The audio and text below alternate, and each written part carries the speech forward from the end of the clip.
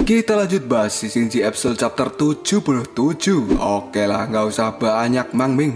Kita langsung masuk aja ke pembahasan. Xiaoyu dan juga Bailang yang terjebak, yang pada saat ini menjadi batu di jurang alam baka. Mereka masih saja mengobrol. Bailang, itu adalah Raja Gila Rahu. Keyakinan itulah yang pada akhirnya bisa mematahkan keyakinan terkuat yang telah dimiliki oleh Raja Agung. Dan saat itu memberiku kesempatan untuk bisa bangun kembali. Sayangnya Raja Rahu pada akhirnya telah meninggal. Xiaoyu, kenapa kau tidak membangkitkannya seperti kau membangkitkan orang lain? Dia sendiri yang menolak untuk aku bangkitkan.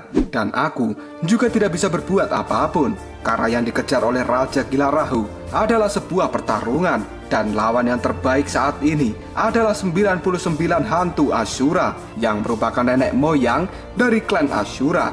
Dia sekarang telah menjadi penghuni dari lautan pohon di dalam sebuah kapal karam. Dan di tempat itu sendiri ada pertarungan yang tidak akan pernah berhenti. Hingga pada akhirnya di tempat itu Raja Rahu akan menjadi kuat dan semakin kuat. Xiaoyu, apakah dia pada saat ini adalah bagian dari 99 hantu Ashura? Bukan. Maksudku, apakah dia sudah menjadi hantu yang ke-100? Cerita kemudian berpindah ke kapal karam di lautan pohon.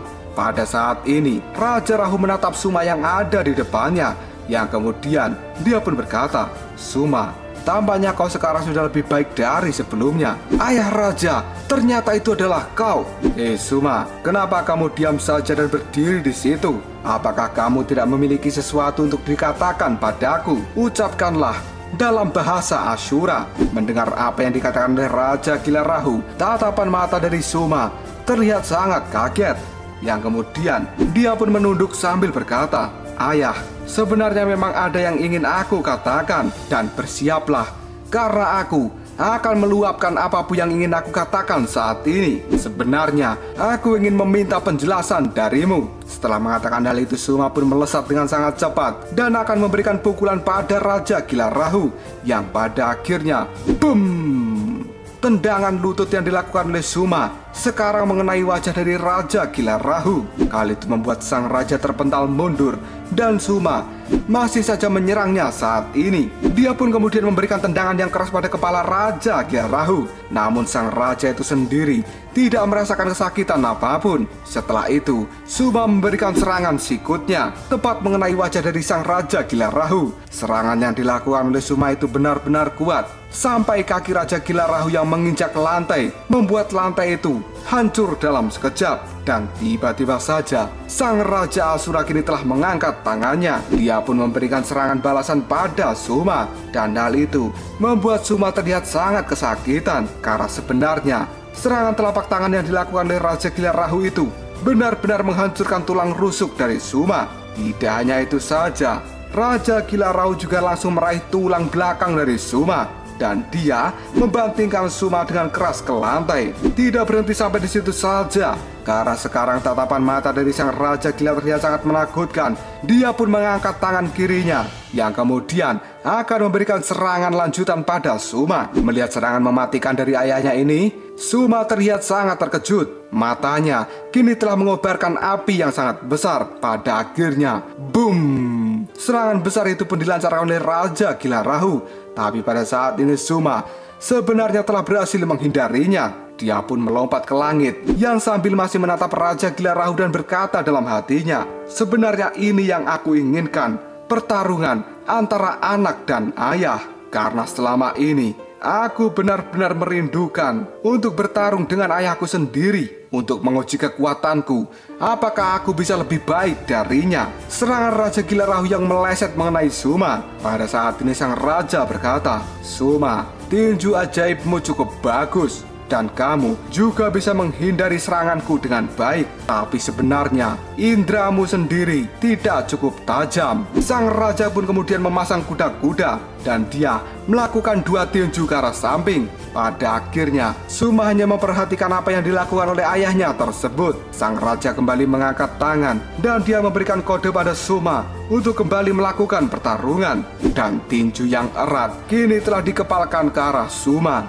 Sambil melakukan hal itu, sang Raja Gila Rahu pun berkata, "Suma, ini adalah ledakan pertarungan roh, dan pengaturan waktu adalah kuncinya. Kamu harus ingat, pengaturan waktu. Suma pun menatap tajam ke arah ayahnya yang kemudian dia menjawab, apakah saat ini adalah waktu yang tepat untuk melawan jiwa? Setelah mengatakan hal itu, Suma pun memejamkan matanya yang kemudian dia bergumam, pertahanan yang baik juga merupakan serangan yang terbaik. Dan kini Suma pun mulai mengaktifkan seluruh indera di tubuhnya. Setelah dia berhasil memahami hal itu, dia pun terlihat senang yang kemudian berteriak pada ayahnya, ayah, sekarang aku mengerti. Aku ingin membiarkan semangat juangku meledak seketika pada saat aku fokus pada satu titik, karena fokus itulah yang memainkan peran utama, sehingga kekuatan serangnya akan menjadi berlipat-lipat ganda.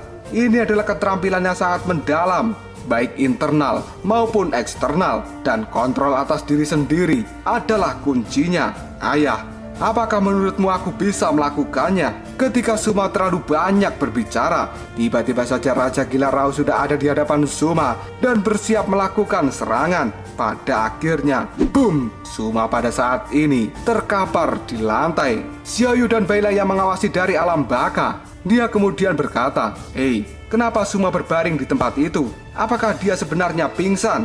Tidak lama kemudian Suma pun terbangun dari pingsannya, dan dia pun melihat sekitar reruntuhan kapal karam ini, yang ternyata kapal karamnya sudah berubah menjadi berantakan kembali. Hingga pada akhirnya Suma pun segera keluar dari tempat itu. Dia pun disambut dengan naga-naga Ashura. Suma yang mengingat gerakan yang telah diajarkan oleh ayahnya, dia pada akhirnya mempraktekkan gerakan itu, yang kemudian Suma memandang ke arah langit sambil berkata, ayah raja. Sementara Xiaoyu dan Bailang yang masih mengawasi dari jurang alam baka, mereka mengatakan, Xiaoyu, sungguh sepasang anak dan ayah yang aneh. Ketika mereka baru saja bertemu, mereka malah langsung melakukan pertarungan. Hei Bailang, kamu tidak mengerti bahasa Ashura. Semakin keras mereka bertarung, maka semakin dalam cinta mereka satu sama lain. Haha, Xiaoyu, aku tidak memiliki kata-kata lagi untuk aku ucapkan. Ya sudah, aku juga tidak memiliki kata-kata lagi. Tapi Xiaoyu, bagaimana dengan kejadian saat itu?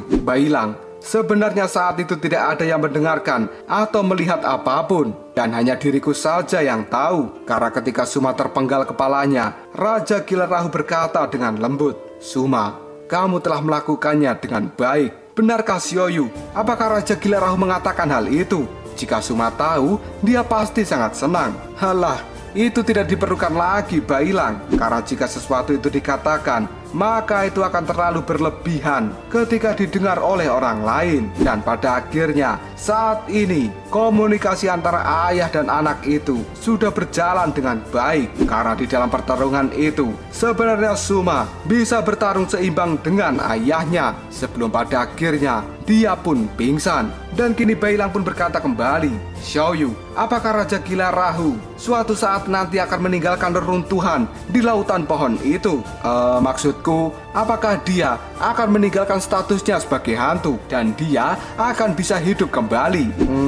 Aku tidak tahu Bailang. Mungkin saja itu akan terjadi jika Raja Gila Rahu menemukan lawan yang lebih kuat. Dari percakapan antara Xiaoyu dan Bailang ini, maka bisa ditarik kesimpulan bahwa saat ini sebenarnya Raja Gila Rahu sudah mati dan berstatus sebagai hantu Ashura. Tapi jika dia menemukan lawan yang lebih kuat, maka dia bisa meninggalkan status itu dan hidup kembali untuk melakukan pertarungan di dunia luar.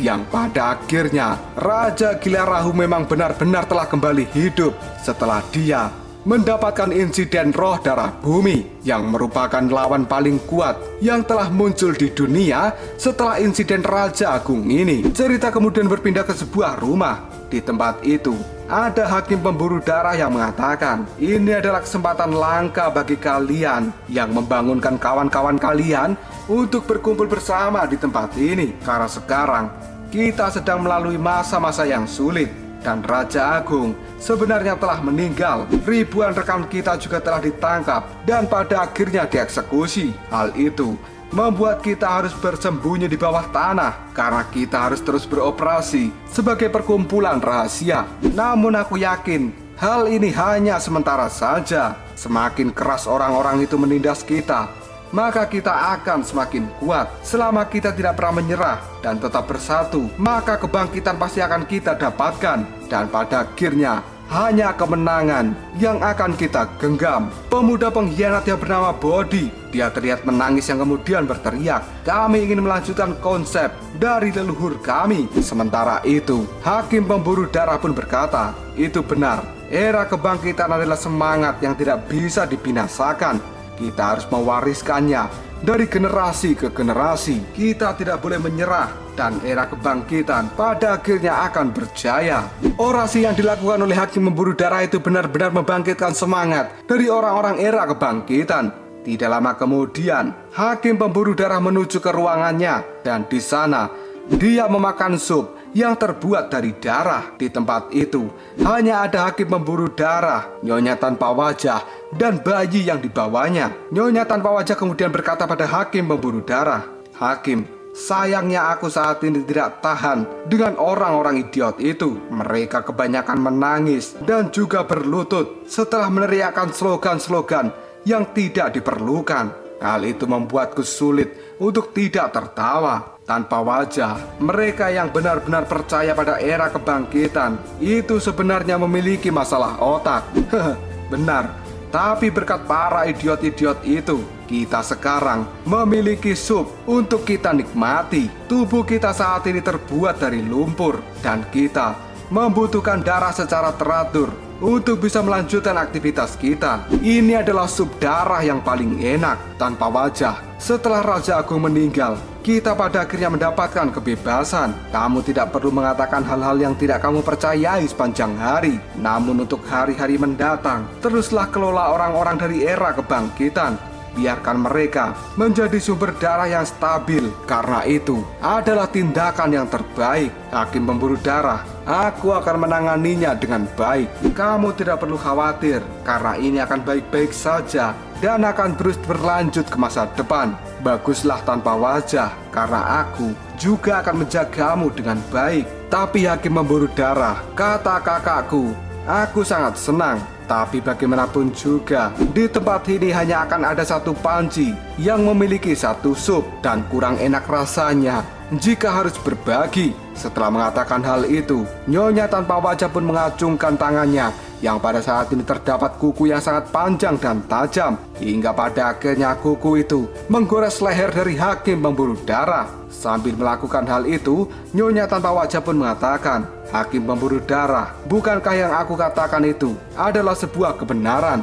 Dan ini akan menjadi lebih baik. Hakim pemburu darah sangat kaget dengan apa yang dilakukan oleh Nyonya Tanpa Wajah, yang pada akhirnya hakim pemburu darah saat ini telah kehilangan kepalanya akibat sabetan kuku yang sangat tajam dari Nyonya Tanpa Wajah. Setelah membunuh hakim pemburu darah, Nyonya Tanpa Wajah terlihat sangat senang yang kemudian dia mengatakan, Hakim pemburu darah, kamu jangan menyalahkanku. Ini semua aku lakukan demi kehidupanku yang bahagia dan juga kebebasan di masa depan. Aku sebenarnya lebih senang jika kamu pada akhirnya menghilang.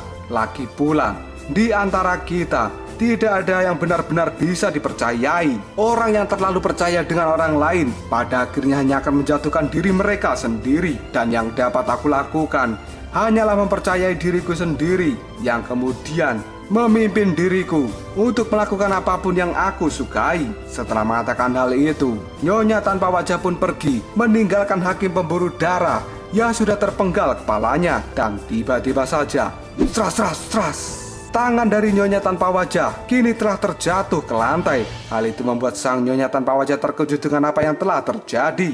Tidak lama kemudian, disusul dengan kakinya yang tiba-tiba juga telah patah. Hal itu membuat Nyonya Tanpa Wajah terlihat sangat kesakitan. Dia pun sangat syok dan berkata dalam hati, apa yang telah terjadi? Siapa yang telah memotong tangan dan kakiku? Setelah mengatakan hal itu, Nyonya Tanpa Wajah melihat pada hakim pemburu darah, yang sekarang hakim pemburu darah rupanya telah bisa berdiri kembali tanpa kepalanya. Yang kemudian hakim pemburu darah pun berkata, Tanpa Wajah, kamu salah. Aku sebenarnya sangat percaya padamu dan aku tidak senang karena kamu saat ini telah mengecewakanku. Saudara hakim pemburu darah, kenapa kamu masih hidup? Baiklah tanpa wajah. Karena kamu bertanya seperti itu, sudah saatnya aku memberitahu yang sebenarnya. Karena sekarang kamu harus melihat diriku yang asli. Setelah mengatakan hal itu, di leher hakim pemburu darah yang sebenarnya telah terpotong, terdapat 3 mata yang sangat mengerikan.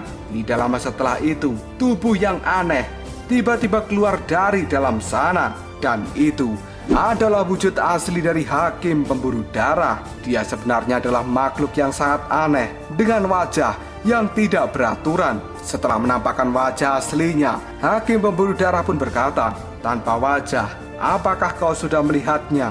Ini adalah bentukku yang asli." Cerita kemudian flashback pada masa lalu dari hakim pemburu darah. Pada saat itu, dia terlahir sebagai orang yang sangat aneh dengan wajah yang menakutkan dan banyak lubang di tubuhnya. Hal itu membuat orang-orang ketakutan dengan hakim pemburu darah ini. Jangankan orang lain, tapi orang tua dari hakim pemburu darah sendiri juga ketakutan ketika melihat dirinya. Yang pada akhirnya hakim pemburu darah pun diusir oleh orang tuanya. Dia meninggalkan semua orang dan memilih untuk hidup di jalanan. Ketika hakim pemburu darah memilih untuk hidup menyendiri, orang-orang yang melihatnya selalu menganggap dia sebagai monster. Yang pada akhirnya hakim pemburu darah dikeroyok sampai mati, meskipun dia tidak pernah menyakiti siapapun. Ketika mati, jiwa hakim pemburu darah langsung jatuh ke dalam jurang alam baka, dan di sana dia pun bertemu dengan Raja Agung. Pada saat itu hakim pemburu darah pun berkata, "Raja Agung, aku tidak pernah menyakiti orang lain, dan yang aku miliki hanyalah penampilan yang mengerikan seperti ini. Tapi kenapa aku sampai jatuh ke dalam jurang alam baka ketika aku mati?" Bahkan pada saat itu Raja Agung tidak menjawab pertanyaan dari hakim pemburu darah. Hal itu membuat hakim pemburu darah kebingungan karena Raja Agung tidak bisa memberikan pencerahan apakah karena keburukan atau karena dosa yang membuat hakim pemburu darah sampai harus jatuh ke tempat ini. Yang dilakukan oleh Raja Agung hanya mengulurkan tangannya, dan dia pun membuat kesimpulan bahwa sebuah kesalahan yang telah membuat hakim pemburu darah sampai di tempat ini. Setelah itu hakim pemburu darah dan juga Raja Agung berbagi pikiran satu sama lain, yang pada akhirnya Raja Agung mengangkat hakim pemburu darah sebagai muridnya.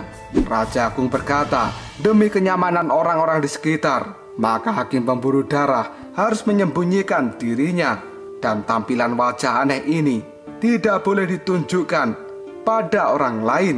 Setelah itu Raja Agung pun memberikan wajah normal pada hakim pemburu darah. Dan pada saat ini hakim pemburu darah yang sudah menampakkan wujud aslinya yang benar-benar sangat mengerikan itu lalu berkata, "Tanpa wajah, apakah saat ini aku telah membuatmu takut? Aku telah jujur padamu saat ini." Mendengar kata-kata itu, Nyonya tanpa wajah pun menimpali. Tidak hakim pemburu darah, tolong maafkan aku. Tentu saja aku akan memaafkanmu, karena mulai saat ini aku akan menjagamu selama-lamanya. Setelah mengatakan hal itu, hakim pemburu darah meremas kepala dari Nyonya tanpa wajah keras-keras, dan wajahnya pun kini dirobek oleh hakim pemburu darah. Tidak lama kemudian, hakim pemburu darah memasang kembali kepalanya yang tadi ditebas oleh Nyonya tanpa wajah. Yang kemudian dia berkata, menilai seseorang hanya dari penampilan itu memang sifat asli dari seorang manusia, dan aku bisa mengerti dengan baik. Tanpa wajah, ayo minumlah ini dengan hati-hati. Sekalipun yang tersisa hanyalah sebuah kulit, tetap saja kamu perlu diisi ulang dengan darah. Tubuh dari Nyonya tanpa wajah sendiri sebenarnya telah hancur, yang pada saat ini telah digantikan dengan tubuh jerami oleh hakim pemburu darah. Dan yang tersisa hanyalah kulit wajah dari Nyonya tanpa wajah, yang sebenarnya hal itu juga masih bisa berbicara. Hakim pemburu darah kemudian melihat bayi yang ada di samping Nyonya tanpa wajah. Dia kemudian mengatakan, "Tunggu sebentar, biarkan ibumu makan dulu." Tapi bayi itu masih saja mengomel, seolah-olah menanggapi perkataan dari hakim pemburu darah. Dan Nyonya tanpa wajah yang hanya tersisa wajahnya saja, dia berkata pada bayinya, "Kawan, aku tahu itu adalah sebuah kesalahan. Tiba-tiba saja bayi itu pun menangis. Yang kemudian hakim pemburu darah pun berkata, "Nak, kenapa kamu menangis? Mereka semua bilang ini tidak apa-apa. Cobalah, supnya enak sekali. Tapi ini terlalu banyak tulang yang dimasukkan. Dan juga ada beberapa rasa bumbu yang baru. Sepertinya ini adalah rasa Masako. Tidak. Ini kayaknya Royko ya ini ya. Baiklah, kalian berdua yang ada di tempat ini harus makan sup ini lebih banyak supaya sehat." Cerita kemudian berpindah ke pohon kera yang ada di jalur monster. Di tempat itu, Sun Wukong melompat ke sana kemari yang disaksikan oleh banyak monyet-monyet putih. Yang pada akhirnya Sun Wukong tersenyum dan dia berkata, Hei, apakah pada akhirnya semuanya ada di tempat ini? Baiklah, mulai hari ini kita berempat akan membuat keputusan. Siapa yang pada akhirnya menang akan menjadi tuan dari semua monyet yang ada di sini. Lalu apakah yang akan terjadi selanjutnya? Spoiler minggu depan diperlihatkan tentang sosok Yuan Shi Tianxun yang sebenarnya terkurung di dimensi tanpa batas. Lalu apakah yang akan dilakukan oleh Yuan Shi Tianxun? Apakah pada akhirnya dia bisa keluar dari tempat itu? Jika kalian penasaran, tunggu aja jawabannya di next video. Ngobrol sob.